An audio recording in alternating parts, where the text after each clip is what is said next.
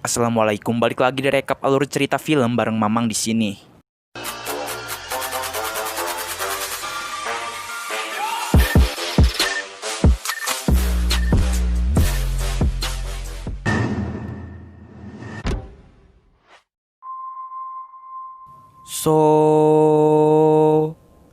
Balik lagi nih di konten movie di channel ini.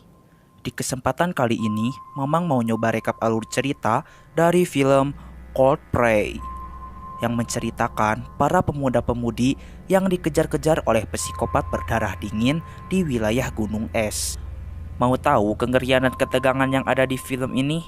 Langsung aja, kuy, hayu, meluncur. Film ini diawali pada tahun 1975 dengan seorang anak kecil yang sedang dikejar oleh seseorang. Anak kecil itu pun hilang dan orang tuanya melaporkan kasus ini kepada polisi. Dan setelah kejadian itu, banyak kasus kehilangan orang di wilayah gunung es itu. Film pun beralih kepada para pemuda-pemudi yang akan menghabiskan waktu liburannya untuk bermain ski di pegunungan es. Mereka terdiri dari 5 orang, yaitu Eric dan Jenica yang merupakan pasangan, Mikkel dan Igun yang merupakan pasangan juga, dan Morten Tobias yang merupakan jomblo. Yang jomblo, coba angkat tangan. Yang sabar ya, lanjut. Sesampainya mereka segera bermain ski, dan tiba-tiba saja si Tobias ini jatuh slur sampai tulang kakinya retak. Efek jomblo ini mah. Jenica segera menolong Tobias. Tobias perlu bantuan, tetapi tidak ada sinyal di tempat itu. Mobil yang mereka naiki pun sangat jauh dari tempat itu, hingga pada akhirnya mereka semua melihat sebuah bangunan di bawah. Ternyata bangunan itu merupakan sebuah motel tua yang sudah tidak dihuni lagi. Eric segera memecahkan kaca motel menggunakan tongkat ski, dan mereka pun segera berteduh di motel itu. Mereka langsung membuat api unggun agar tidak kedinginan, dan Jenica pun segera mengobati Tobias. Karena gelap, mereka mencoba mencari sumber listrik di motel itu. Saat sedang mencari, mereka melihat ada banyak pecahan kaca yang berserakan, dan ternyata kaca itu adalah pecahan dari tempat penyimpanan kapak. Untungnya Eric tahu tentang listrik, sehingga motel menjadi terang. Mereka sangat bersenang-senang di motel itu, dan meminum beberapa alkohol yang ada di dalam motel. Hari pun semakin larut dan mereka segera tidur. Tanpa mereka sadari, ada seseorang yang sedang mengintai mereka. Ketika akan tidur, Mikkel mau ehem-ehem sama Igun. Tapi Igun belum siap untuk melakukan itu, sehingga membuat Mikkel kesal. Mikkel pun keluar dari kamar dan meminum alkohol kembali sambil mendengarkan musik dengan volume yang sangat kencang. Dan di luar terlihat Eric dan Jenica sedang membantu Tobias yang mau kencing. Scene beralih kepada Igun yang sedang galau karena Mikkel marah kepadanya. Igun terkejut karena melihat seseorang yang masuk ke dalam kamarnya. Saat akan keluar dari kamar, tiba-tiba punggungnya ditusuk oleh kapak. Ia pun berusaha untuk kabur, berusaha agar bisa bertahan hidup, meski tubuhnya sudah berlumuran darah. Namun sayangnya, teriakan Igun tidak terdengar oleh siapapun karena suara musik yang terlalu besar, sehingga Igun pun tewas. Keesokan harinya, Mikkel merasa bersalah atas kejadian kemarin dan segera membuatkan sarapan spesial untuk Igun. Karena Igun tidak membuka pintu, maka Mikkel meletakkan sarapan itu di depan pintu kamar. Eric mengatakan jika mereka tidak bisa hanya diam saja di motel ini, mereka harus mendapatkan pertolongan. Oleh karena itu, Eric memutuskan untuk menuju mobilnya agar bisa mendapatkan pertolongan. Jenica segera memberikan kunci mobilnya kepada Eric, dan Eric segera keluar dari rumah. Di luar Eric melihat darah. Setelah dicek, ia pun menemukan jasad Igun yang sudah tidak bernyawa, dan ia pun pingsan. Di rumah, Tobias kelaparan, tapi Jenica dan Mikkel sedang memperbaiki listrik, sehingga Tobias pergi ke dapur sendiri. Mikkel dan Jenica pun menemukan sebuah ruangan rahasia. Ruangan ini seperti ditempati oleh seseorang. Mereka pun menemukan robekan-robekan koran yang berisi kasus anak hilang di awal film tadi, dan melihat ada berita jika motel ini adalah motel iblis. Banyak orang yang hilang di motel ini, dan banyak juga barang-barang yang hilang dari para pemiliknya. Mereka pun mulai ketakutan, dan keluar dari ruangan itu.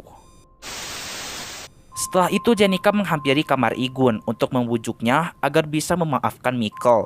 Namun tidak ada satupun jawaban dari Igun. Dan ketika pintu dibuka, ia sangat shock melihat darah yang berserakan di lantai. Mikkel pun mendengarkan suara jeritan Tobias di dapur. Ia melihat banyak darah di dapur, dan setelah dicek, ternyata itu hanya makanan kaleng tumpah saja. Jenika segera mengajak mereka untuk melihat darah yang ada di kamar Igun. Mikkel sangat sedih dan merasa menyesal karena kemarin ia meninggalkan Igun sendirian. Tak lama dari itu, mereka mendengarkan suara seseorang yang masuk ke dalam motel. Mereka segera berlari dan bersembunyi di sebuah ruangan dengan meletakkan lemari di depan pintu agar tidak ada orang yang bisa masuk. Mikkel masih kepikiran dengan nasib Igun. Mikkel pun percaya jika Igun masih hidup, sehingga ia memutuskan keluar dari kamar itu dan mencari Igun. Dan benar saja, psikopat itu datang dan segera mengejar Mikkel.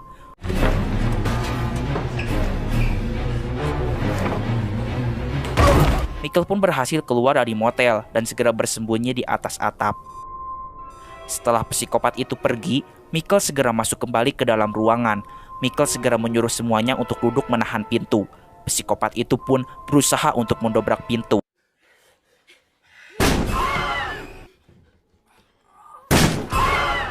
Namun ia gagal karena pintu berhasil ditahan oleh mereka semua. Mikkel tidak mau mati di sini. Ia takut karena psikopat itu membawa kapak dan ia tidak yakin jika ia masih bisa hidup jika terus berada di ruangan ini. Ia memilih kabur dan meninggalkan Jenika dan Tobias di tempat itu. Mikkel segera pergi ke gudang yang berada di depan motel untuk mengambil ski supaya bisa kabur dari tempat ini. Saat akan masuk gudang, Mikkel pun menginjak ranjau sehingga ia kesakitan. Psikopat itu pun mendekat dan Mikkel segera bersembunyi di dalam gudang. Namun pada akhirnya Mikkel juga harus tewas di tangan psikopat itu.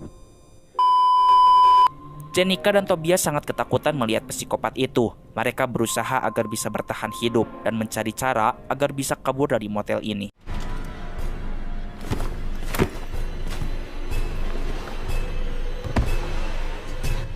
Jenika segera pergi ke gudang untuk mengambil ski dan papan seluncur. Tapi papan seluncur itu sangat berat untuk ditarik. Ia tidak kuat, ia pun kecewa dan tidak tahu harus bagaimana lagi. Akhirnya Jenika memutar otaknya. Ia menemukan senapan dan satu peluru di dalam gudang dan ia mendapatkan ide untuk menjebak psikopat itu di ruang bawah tanah. Pertama-tama Jenika menyembunyikan Tobias di balik kain. Jenika memberikan senter kepada Tobias untuk dijadikan pertanda jika psikopat itu dekat di tempat ini. Jenika pun mematikan semua listrik agar psikopat itu kesusahan. Jenika segera memancing psikopat itu agar masuk ke dalam ruang bawah tanah. Ketika sedang memancing, ia melihat ada kunci mobil milik Eirik di lantai ruang bawah tanah.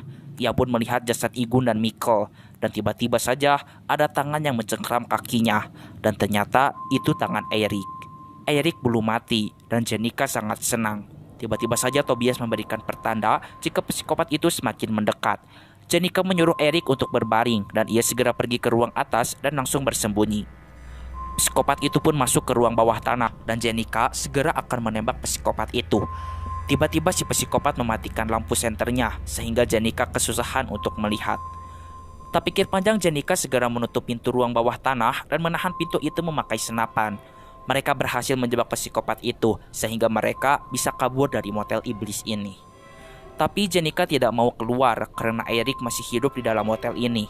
Eirik pun mengetuk pintu dan setelah pintu dibuka, mereka pun melihat Eirik yang ditusuk oleh kapak psikopat gila itu.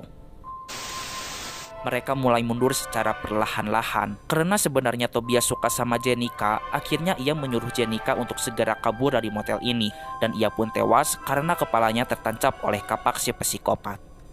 Jenika segera kabur memakai ski, namun sayangnya ia harus pingsan karena kepalanya dipukul keras oleh kapak.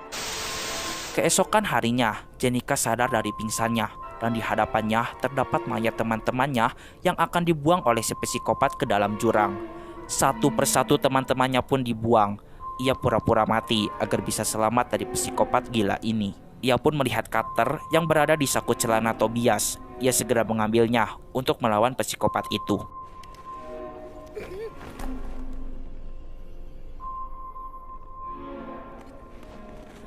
Saat ia akan dibuang, ia pun menusukkan cutter itu ke dada si psikopat. Mereka berdua pun berduel di pinggir jurang, dan Jenika berhasil membuka topeng si psikopat, yang ternyata psikopat itu adalah ayah dari anak yang hilang di awal film tadi. Yang ternyata ayah dan ibu dari anak itu adalah psikopat berdarah dingin yang sudah membunuh banyak orang. Akhirnya ia bisa melawan sehingga psikopat itu jatuh dan tewas ke dalam jurang, dan ia pun selamat. The end. Nah, itu dia seluruh alur cerita dari film ini. Intinya kita harus selalu berhati-hati dan berwaspada kapanpun dan dimanapun, karena kita tidak tahu ada bahaya apa yang sedang mengintai kita. Berdoa dulu ya seluruh kalau mau keluar rumah biar selalu terjaga dari segala mara bahaya. Oke seluruh, Memang pamit, keep enjoy and see you.